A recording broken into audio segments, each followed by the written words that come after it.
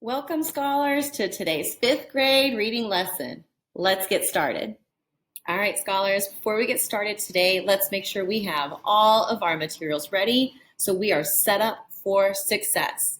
The first thing you'll need today is your reading textbook. The next thing you'll need is your reader's journal. You'll need your response sheet. And as always, a pen or a pencil, your favorite writing utensil. Now, once you have your materials, I want you to repeat after me. I am ready to learn when my mic is off until it is my turn to speak. I am ready to learn when my materials are in my learning space. I am ready to learn when I do not take pictures or record during the meetings. I promise TikTok will be there later. And I am ready to learn when I will respect my classmates and I will respect my learning time. So we have our things, we've set our norms. Let's get started. All right, scholars, let's begin today by reviewing our vocabulary for the week. As I say the vocabulary word, I'm going to pause and I want you to repeat the word back to me. Our first vocabulary word is passionate. Passionate, wonderful. Remember, if someone is passionate, that means that they have a feeling that has strong emotions. My art teacher is passionate about painting pictures of the ocean. Our next vocabulary word for this week is impulse. Say impulse for me. Impulse, great. An impulse is the desire to do something. For example, she was learning to control her impulse to talk to her classmates during class. The next word, distinguished. Can you say distinguished for me? Distinguished. Remember, if someone is distinguished, that means that they are known and respected for their excellence. For example, a distinguished novelist is coming to talk to our class. Distinguished, that would be like Dr. Seuss or Dan Pilkey or any of your other authors that you love and know. Our next vocabulary word is eccentric. Can you say eccentric? Eccentric, great. And remember, if someone is eccentric, we might find something odd about them. For example, my eccentric aunt is known for wearing hats that are decorated with flowers. Our next vocabulary word is circumstances. Can you say circumstances? Circumstances. And remember, a circumstance is the way an event happened or the causes of it. Let's look at our example. Helen explained the circumstances in her childhood that led her to study bees. That means things happened to Helen that made her want to learn more about bees. Let's continue. Our sixth vocabulary word this week is evidently. Can you say evidently? Evidently, wonderful. If something happened evidently, that means it happened for an obvious reason. For example, evidently, after lights out, everyone slept. Our next vocabulary word for this week, acceleration. Can you say acceleration? Acceleration, wonderful. Acceleration is the act of moving faster. Upon acceleration, cars would move faster. Our next vocabulary word this week, number 8, prototype. Can you say prototype? Prototype, great job. Remember, a prototype is a rough model created to test something before creating it in its final form. For example, the prototype of the robot helped the scientist figure out what they still needed to work on. Our next vocabulary word, contribution. Can you say contribution for me? Contribution, great job. A contribution is when somebody helps to make something. That means that they've made a contribution. For example, my contribution to the meal was a big green salad. And our last vocabulary word this week, number 10, conceived. Can you say conceived? Conceived, great job. And remember, if something is conceived, that means you thought of the idea to create it. The artist conceived of a wand-shaped sculpture. Great job today. Let's preview the focus of our lesson for today. The plot contains the story's events. In good stories, each event within the plot builds on the previous one, developing a conflict and leading to a natural, satisfying resolution. Remember, scholars, the conflict is the struggle that the story's main character or characters faces and is introduced during the exposition. The exposition does not end until a conflict is revealed. Once the conflict driving the story is revealed, this is where the plot begins. The resolution is how that conflict is solved. The conflict is usually at the heart of a story and drives the action and events that lead to growth or a change in our main character. There are two things I want to point out to you about plot. First, when I look at this graphic organizer on the left, the rising action and falling action look symmetrical or balanced. This could be the case, but it isn't usually the case. Often, the climax is closer to the end of the story than right in the middle. So keep this in mind when you read fiction. Secondly, there is not always a natural, satisfying resolution like the slide reads. Have you ever read a fictional book or watched a movie and you feel unsatisfied after the ending? And you might be asking yourself, what just happened? Did it really end that way? So keep this in mind as we read too. We will continue to practice identifying literary elements, focusing in on the plot while we reread Captain Arsenio. All right, scholars, let's take a look at today's learning objective. Our goal for today, I am learning to recognize and analyze plot elements.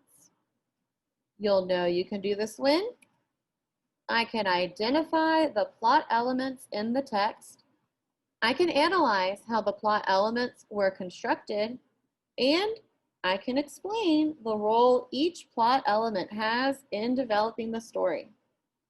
And you'll demonstrate your learning by analyzing and explaining the role a plot element has in developing a science fiction story. Let's get started. Let's go ahead and fill out the characters and the setting in this graphic organizer. These literary elements are part of the exposition, and we talked about them a lot yesterday. Captain Arsenio is our main character. There are no other important characters in the story, but we do learn a lot of information from our narrator, so we'll keep that in mind. We know that the setting is before airplanes were invented, and Captain Arsenio's diary reveals dates.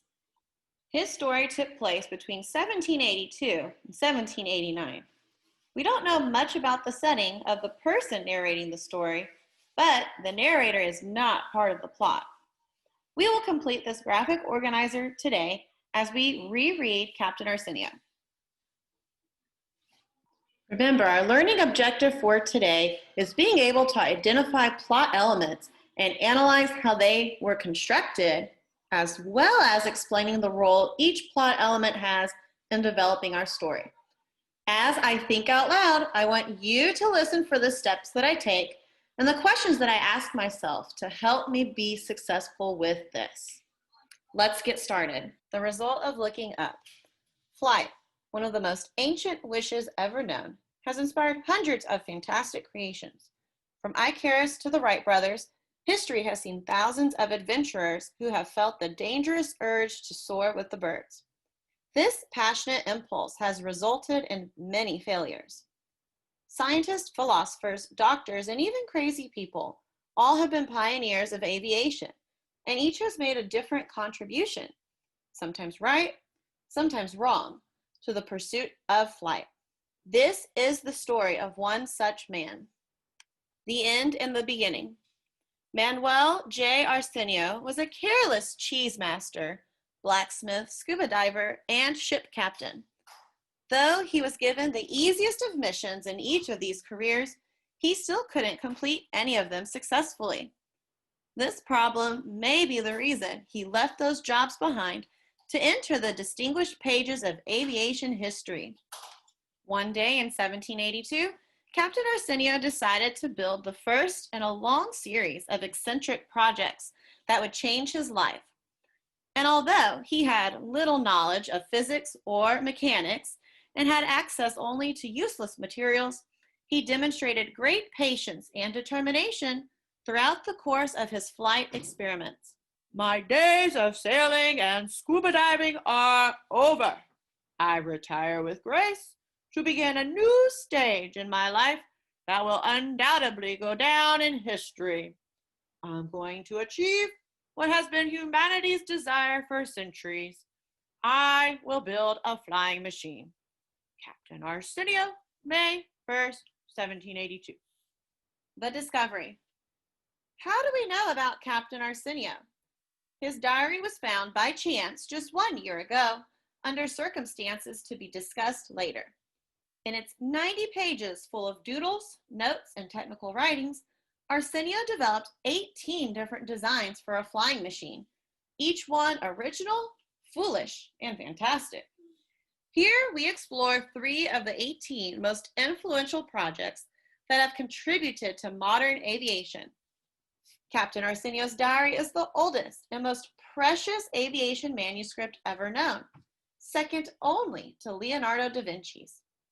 Fortunately, the text is still legible, and Arsenio's notes, diagrams, and ideas takes us back in time to reveal the hidden mystery of the inventor's thoughts. Why can birds fly and we humans cannot? What cruel destiny stops all people from seeing the world from above, tasting the clouds and undoing long distances by air?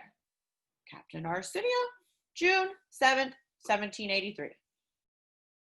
As I reread the result of looking up, I see my annotation, setting up an entertaining story from yesterday. The author was talking about how people have always been inspired by the pursuit of flight. This is giving me some background knowledge. The character hasn't been introduced yet, but I am going to underline the pursuit of flight at the end of paragraph 2 because it clues me in on the setting of the story and the event that may trigger the conflict. The story is set before aircrafts were invented. How might this influence the story? I know that there is no information to consider or use as a guide to build a flying machine. Based on what we've read from our first read, I know that Captain Arsenio did not have any experience in this area. So, a person with no knowledge of physics or mechanics, such as Captain Arsenio, has no reference point for his project.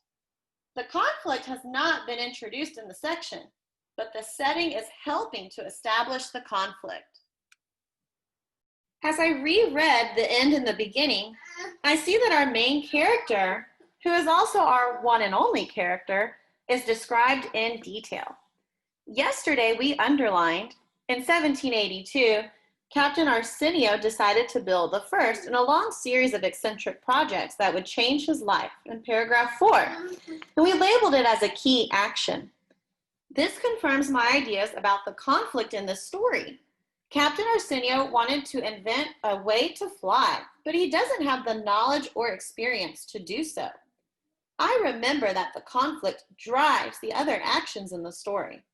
All events after this point will show us more how Captain Arsenio is not knowledgeable and inexperienced, or it will resolve this conflict. Next, I see that I labeled this diary entry in paragraph 5 as confident he'll succeed. This is more information about our main character to show us his state of mind and reinforces the conflict in the story. Many character traits are discovered or reinforced through the diary entries.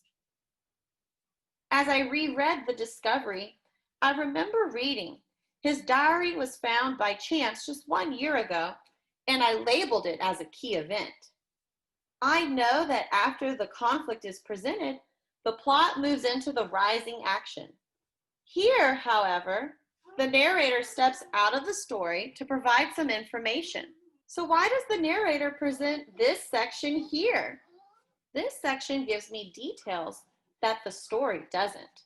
For example, I learned that Captain Arsenio develops 18 different designs, but this story only presents 3 of those 18. It also provides insight into the text structure with notes and diagrams that we see throughout. Finally, in paragraph 8, we gain insight into Captain Arsenio's thoughts, his motivation for creating a flying machine. I see that I labeled the diary entry in paragraph 8 as people deserve to fly because it shows Captain Arsenio's motivation. Remember, in a work of fiction, you have an inciting incident that triggers a conflict. Many times we confuse the triggering event as the conflict. Sometimes we also confuse a character's motivation as the conflict. Remember that a conflict is a struggle, whether that struggle is internal, inside, or external, outside. In this story, Captain Arsenio's desire or motivation to fly is the triggering event. It is not a struggle, thus not the conflict. The conflict is that he has little knowledge in the field to properly act upon that desire. That is his struggle and what drives our plot. Let's update our graphic organizer now with a few details about Captain Arsenio and the conflict of the story. Let's conclude our annotations for the exposition of our story by now filling in our conflict, which is Captain Arsenio does not have the knowledge or skill to invent an airplane, which is what we consider an internal conflict, since he is struggling between wanting to do something and having the necessary skills needed to complete it successfully. Let's continue reading and enter the rising action of our story. All right, scholars, let's pause for a moment and reflect back. What thinking jobs did I take to successfully identify the plot elements? What steps did I follow to analyze how they were constructed? And what steps did I follow to explain how the plot elements develop the story? Well, if you remember, first I identified my plot element. I then analyzed how the plot elements were constructed, and lastly, explained how each plot element develops the story. Great job today. All right, guys, that wraps up today's 5th grade reading lesson. Keep reading. I will see you again next time. Bye.